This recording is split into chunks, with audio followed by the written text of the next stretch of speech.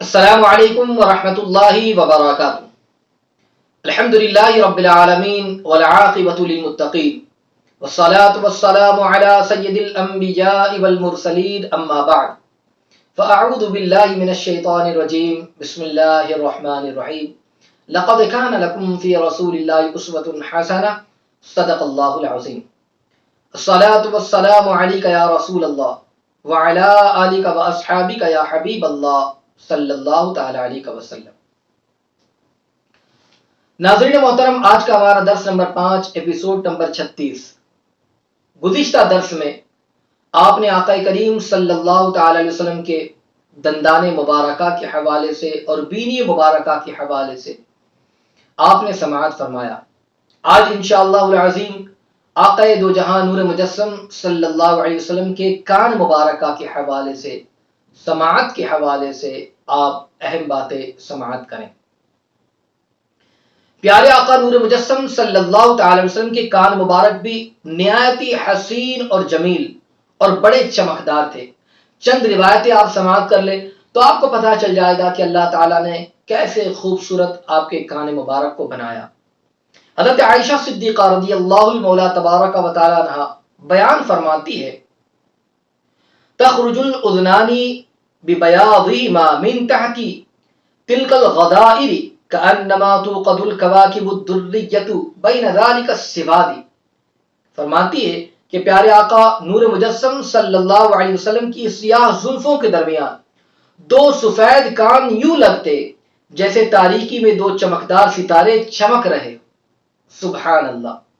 حضرت علی کرم اللہ تعالی وجہہ الکریم ارشاد فرماتے ہیں کہ جب مجھے قاضی بنا کر یمن بھیجا گیا تو ایک یہودی عالم نے مجھے نبی آخر الزماں صلی اللہ تعالی علیہ وسلم کا حلیہ مبارک بیان کرنے کے لیے کہا۔ جب میں سرکار دو عالم صلی اللہ تعالی علیہ وسلم کا سراپا مبارک بیان کر چکا تو اس یہودی عالم نے کچھ مزید بیان کرنے کے لیے کہا۔ میں نے کہا اس وقت مجھے اتنا ہی یاد ہے۔ اس یہودی عالم نے کہا اگر مجھے اجازت ہو تو مزید حلیہ مبارکہ بیان کروں۔ اس کے بعد وہ یوں گویا ہوا، فی عینیہ حمرۃ حسن اللحیۃ حسن الفم تام الاذنین۔ دیکھیں وہ شخص کہہ رہا ہے کہ حضور علیہ السلام کی چشمان اقدس میں سرخ ڈورے ہیں، ریش مبارک نہایت ہی خوبصورت، دہن اقدس حسین اور جمیل، اور دونوں کان مبارک حسن و جمال میں مکمل ہے۔ سبحان اللہ۔ میرے پیارے آقا علیہ الصلوۃ والتسلیم کے پیارے دیوانوں، آپ اسے سماعت کریں کہ یہ فرمایا گیا تام الاذنین، اس کا مطلب ہے کہ کان سر کے بالکل مناسب ہو، سر کے اعتبار سے ان کی لمبائی اور چوڑائی ہو کہ دیکھنے میں بہتر معلوم ہو۔ اس لیے کہ اگر سر کے اعتبار سے کان بڑا ہو یا سر کے اعتبار سے کان چھوٹا ہو تو چہرے کی خوبصورتی درجے کمال کو نہیں پہنچ پاتی ہے۔ اللہ تبارک و تعالیٰ نے اپنے پیارے نبی نور مجسم صلی اللہ علیہ وسلم کے کان مبارک بھی انتہائی خوبصورت اور آپ کے چہرے مبارکہ کے بالکل مناسب بنائے تھے۔ سبحان اللہ۔ اور ساتھ ہی ساتھ کان مبارک کے ساتھ اگر آپ سماعت کو ملاحظہ کریں، حضور علیہ الصلوۃ والتسلیم کی سماعت، اللہ اکبر، عام انسانوں کے کان مخصوص فاصلے تک ہی سننے کی استطاعت رکھتے ہیں۔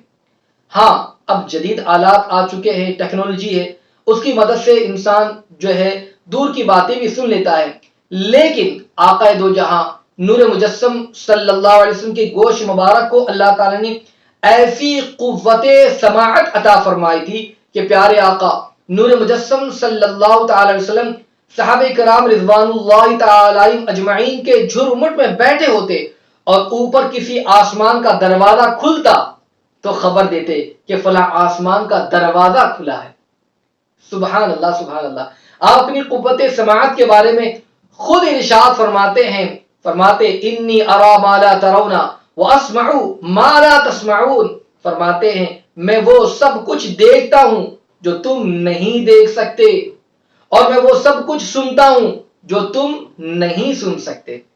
میرے پیارے آقا صلی اللہ تعالی علیہ وسلم کے پیارے دیوانوں، عام انسانوں اور حضور رحمت عالم صلی اللہ علیہ وسلم میں زمین اور آسمان کا فرق ہے۔ اگر اس کو غور کرے کہ جس جماعت سے آپ یہ فرما رہے کہ وہ سب کچھ دیکھتا ہوں جو تم نہیں دیکھتے اور وہ سب کچھ سنتا ہوں جو تم نہیں سنتے، وہ کون سی جماعت ہے؟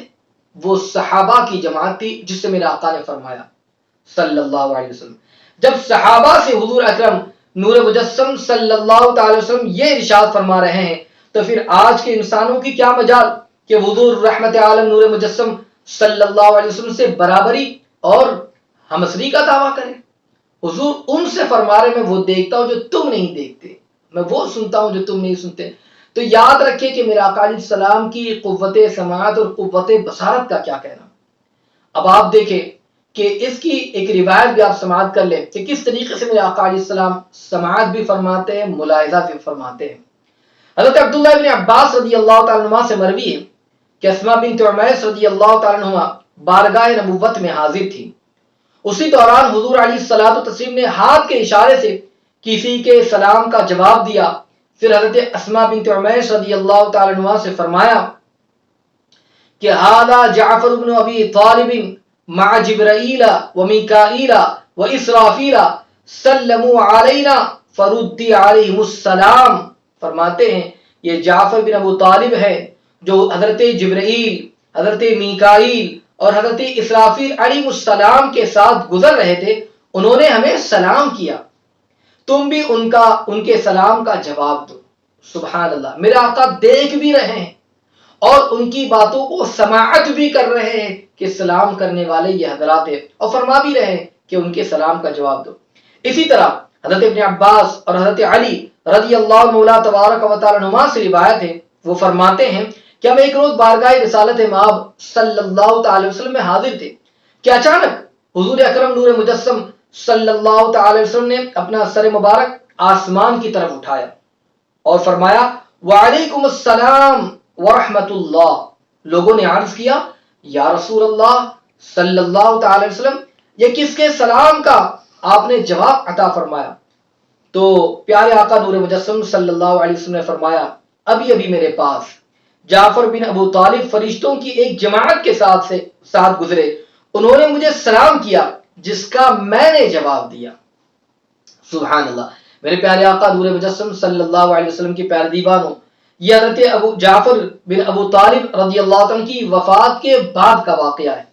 اس روایت سے پتا چلا کہ حضور علیہ الصلوۃ والتسلیم صرف زندوں کی نہیں سنتے بلکہ جو اس دنیا سے کوچ فرما چکے ہیں آپ ان کی بھی سنتے ہیں اور انہیں دیکھتے بھی ہیں، ان کی باتوں کو بھی سماعت کرتے ہیں، اور اگر وہ آپ سے کچھ کہے تو اس کا جواب بھی پیارے آقا علیہ الصلوۃ والتسلیم عطا فرماتے ہیں.